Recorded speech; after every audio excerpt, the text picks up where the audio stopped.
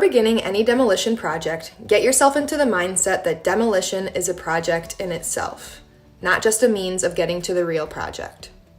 Whether you're planning a bathroom remodel, kitchen upgrade, or new construction, demolition must be safely completed first. Here are the main safety steps you should follow before beginning your project. Step 1. Focus on one thing at a time so you don't get ahead of yourself.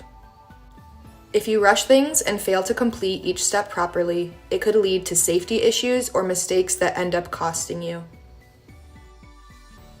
Step 2. Whether your demolition is interior or exterior, be sure to protect your home. This is most commonly done by covering areas and items with plastic sheeting or tarps, and doing anything else you need to do to be sure your property is not damaged during demolition.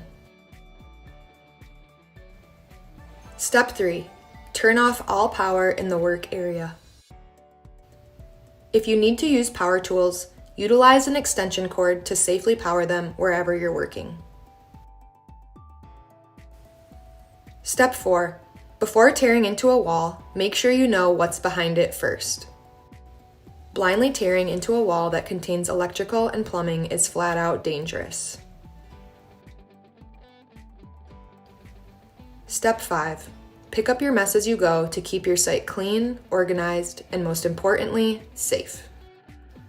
Dumpsters are a great option for disposing of demolition debris and come in many sizes to meet your project's specific needs. Step 6.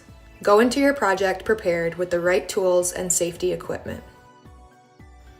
If you don't have the necessary equipment or the ability to safely handle the work, hire the right person to handle it for you. We recommend getting quotes from at least 3 different contractors before choosing one so you can be sure you get the best services for the best price. Let Hometown help you find the right contractor for your project today.